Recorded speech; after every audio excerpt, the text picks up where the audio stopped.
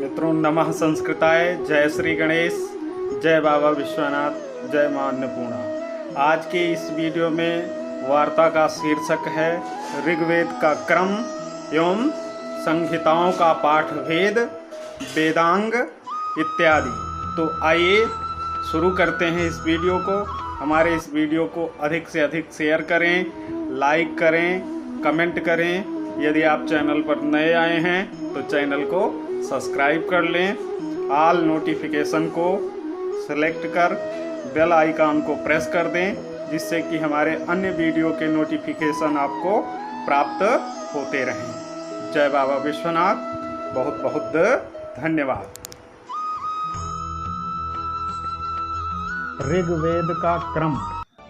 पतंजलि के महाभाष्य में ऋग्वेद की कुल 21 शाखाओं का उल्लेख किया गया है, लेकिन वर्तमान समय में केवल वास्कल शाखा ही उपलब्ध होती है, जिसे ऋग्वेद संहिता के नाम से जाना जाता है। इसका विभाग दो रूपों में प्राप्त होता है, जिसे अष्टक क्रम तथा मंडल क्रम के नाम से जाना जाता है। अष्टक क्रम के अनुसार संपूर्ण ऋग्वेद कुल 8 अष्टकों में विभक्त है। प्रत्येक अष्टक में 8-8 अध्याय पाए जाते हैं। इस प्रकार कुल अध्यायों की संख्या 64 हो जाती है। ये अध्याय भी वर्गों में तथा वर्ग मंत्रों में विभक्त हैं। इस प्रकार ऋग्वेद में 8 अष्टक, 64 अध्याय, 2006 वर्ग तथा 10,580 1/2 ऋचाएँ मंत्र हैं। मंडल क्रम के अनुसार संपूर्ण ऋग्वेद 10 मंडलों में विभक्त है। प्रत्येक मंडल अनुवाकों में, अनुवाक सूक्तों में तथा सूक्त मंत्रों में विभक्त हैं। इस प्रकार संपूर्ण ऋग्वेद में कुल 10 मंडल, 85 अनुवाक, 1017 सूक्त तथा 10,580 1/4 में हैं। यह क्रम अष्टक क्रम की अपेक्षा अधिक महत्वपूर्ण एवं वैज्ञानिक है। संहिताओं के पाठ भेद। जिस प्रकार वेदों का सस्वर उच्चारण प्राचीन समय में किया जाता था, उसी प्रकार वर्तमान समय में भी किया जा सकता है, और इसके लिए प्राचीन ऋषियों ने 8 विकृतियों या पाठों की व्यवस्था की है। जटा, माला, शिखा, रेखा, ध्वज, दंड, रथ तथा घन। वेद मंत्रों की सुरक्षा के लिए ऋषियों ने मुख्यतः मंत्रों के पाठ 2 प्रकार से किए हैं: संहिता पाठ एवं पद पाठ। संहिता पाठ को पद पाठ की अपेक्षा अधिक प्रामाणिक समझा जाता है, क्योंकि भारतीय परंपरा के अनुसार ऋषियों को वेदों का ज्ञान संहिताओं के रूप में ही सर्वप्रथम हुआ था। मंत्रों का प्राकृत उपलब्ध पाठ संहिता पाठ कहलाता है, जैसे सहस्रशीर्षाः पुरुषा, सहस्राक्षाः, सहस्रपात, सा भूमिं विश्वतो वृत्वा अत्यतिष्ठत् दशांगुलम। ऋग्वेद पुरुष सूक्त 10:90-1।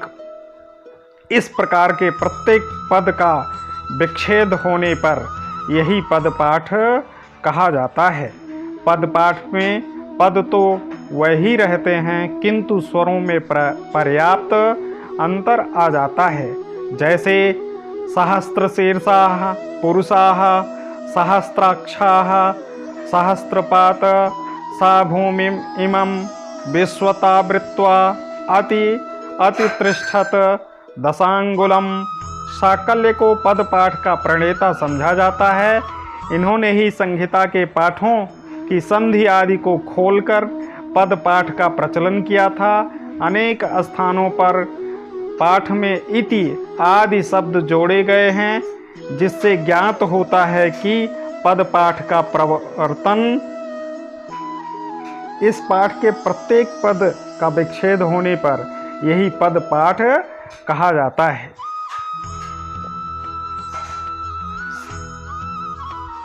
जिससे ज्ञात होता है कि पद पाठ का प्रवर्तन संहिता के बाद हुआ था। संहिता पाठ को पद पाठ में परिवर्तित करने के लिए कुछ नियम बनाए गए जो निम्नलिखित हैं। पद पाठ में सभी पदों को पृथक पृथक करके लिखा जाता है तथा प्रत्येक पद के पश्चात पूर्ण विराम लगाया जाता है। प्रत्येक पद का संधि विच्छेद करके ही लिखना होता है। समास को अवग्रह के द्वारा चिन्हित करना होता है। यथा रत्न धात्मम का पद पाठ में रत्न अधात्मम होगा। समासों के पदों को अलग अलग नहीं किया जाता है, लेकिन देवता द्वंद्व तथा नंज समास को छोड़कर दो पदों के शेष बीच अवग्रह का प्रयोग किया जाता है।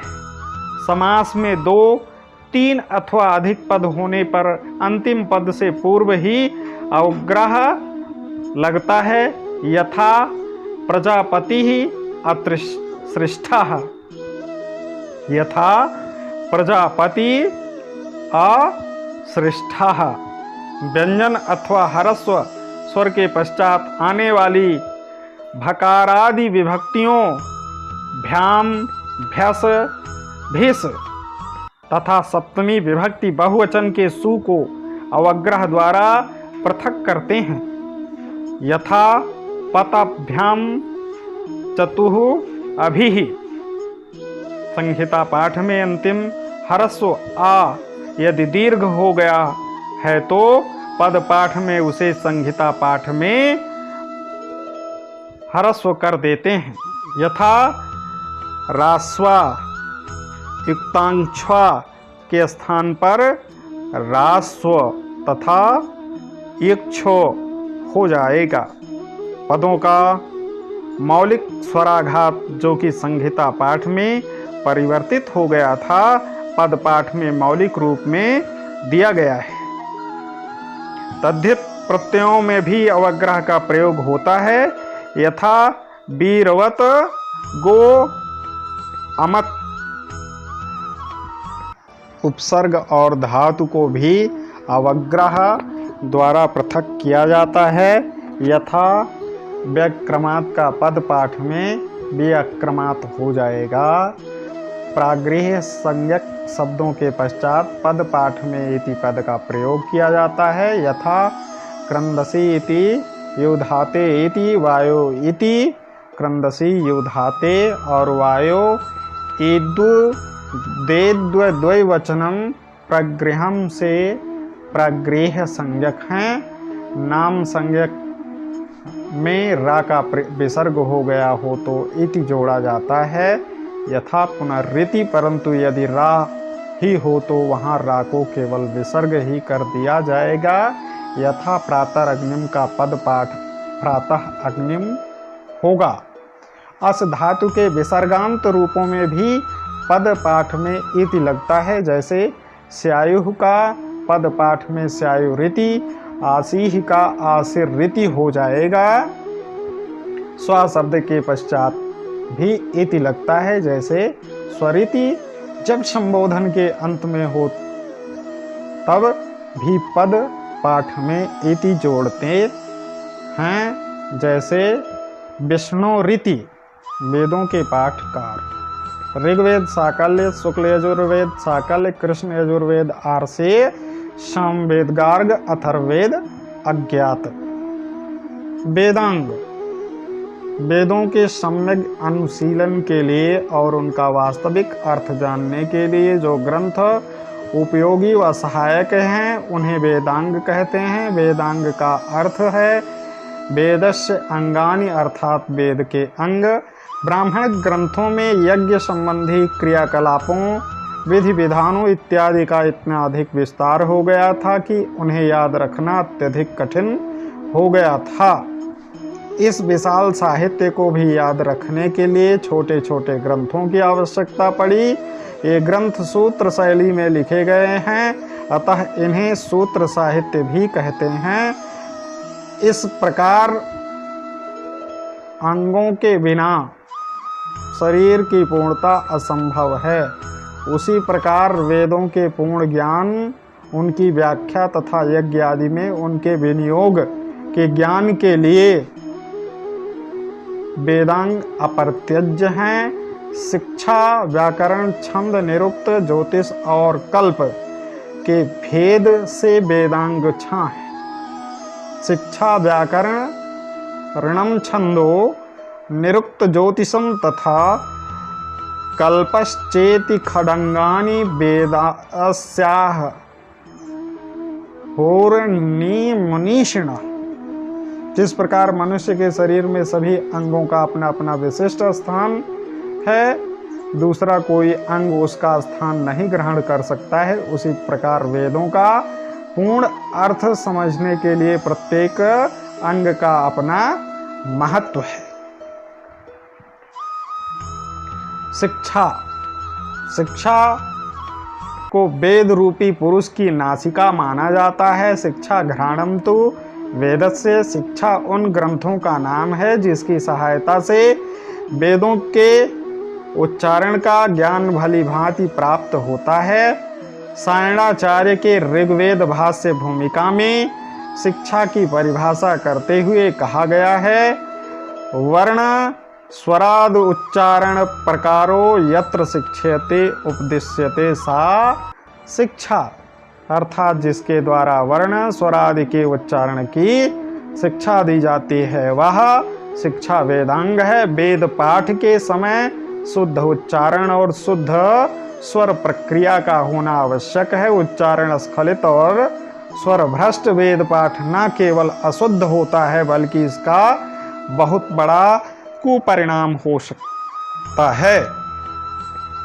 वेद में स्वर का हेर फेर हो जाने से इष्ट के स्थान पर बहुत बड़ा अनिष्ट हो सकता है। इस विषय में एक कथा प्राप्त हो जाती है कि एक बार राक्षस ने अपनी समृद्धि के लिए यज्ञ किया। वे कहना चाहते थे कि इंद्र का शत्रु वृत्तासुर बढ़े, लेकिन उन्होंने इंद्र सत्तुर्वर्धस्व में अंतोदात के स्थान पर आद्योदात आदि उदात लगा दिया। इस प्रकार इंद्र सत्तुर्वर्धस्व के स्थान पर इंद्रेय सत्तुर्वर्धस्व बना दिया।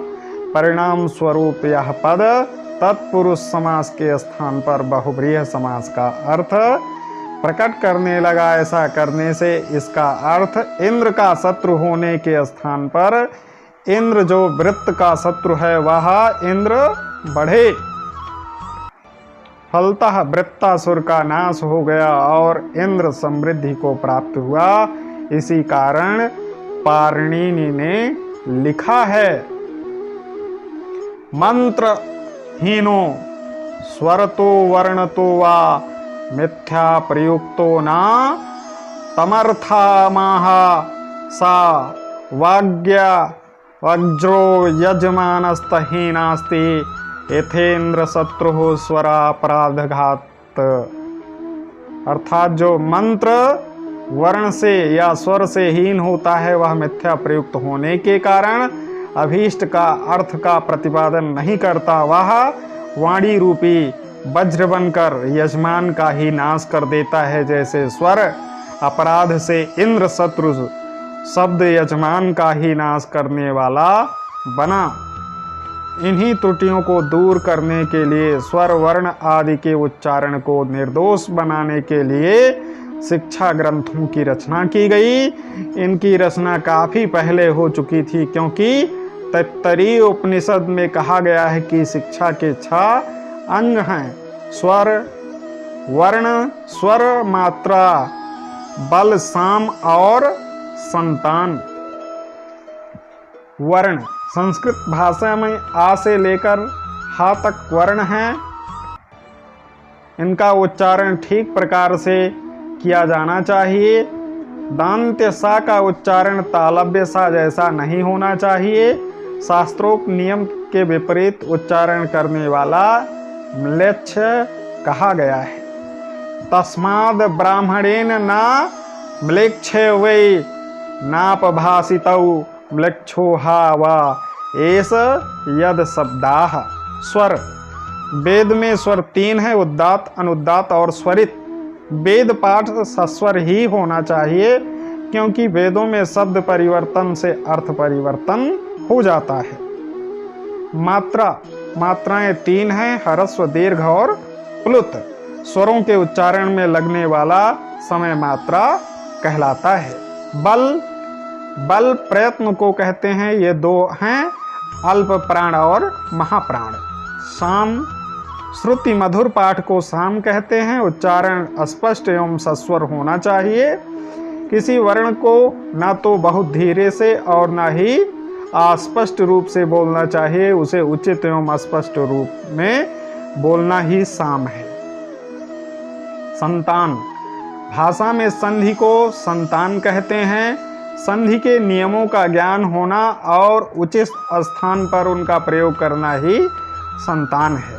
शिक्षा के उपरोक्त 6 अंगों में से यदि किसी एक भी में दोष हो जाता है तो वेद मंत्र का अनिष्टकारी फल होना सर्वथा संभावित है। शिक्षा नामक वेदांग की प्राचीनतम रचनाएं प्रतिसाख्य हैं। प्रतिसाख्य नियमों का वह प्रकार है जिसके द्वारा हम पद पाठ की सहायता से ही संहिता पाठ में प्रत्येक शब्द का एक निश्चित रूप में स्थिर करते हैं। पद पाठ में प्रत्येक पद अपने मौलिक रूप में अलग अलग होता है, उनमें कोई संधि या समास नहीं होता, जबकि संहिता पाठ में उन पदों में संधि या समास कर दिया जाता है। प्रतिसाख्य ग्रंथों में शिक्षा, छंद तथा व्याकरण, इन तीनों के नियमों का सामान्य विवेचन किया गया है। ये प्रतिसाख्य भिन्न भिन्न संहिताओं व शाखाओं पर भिन्न भिन्न उपलब्ध होते हैं। ऋग्वेदीय शिक्षा ग्रंथ, पाणिनीय शिक्षा, यजुर्वेदीय शिक्षा ग्रंथ, याज्ञवल्क्य शिक्षा, व्यास शिक्षा, वशिष्ठीय शिक्षा, भरद्वाज शिक्षा, मांडव्य शिक्षा आदि, सामवेदीय शिक्षा ग्रंथ, नारद शिक्षा, शाकटायन शिक्षा, अथर्ववेदीय शिक्षा ग्रंथ, मांडूकी शिक्षा।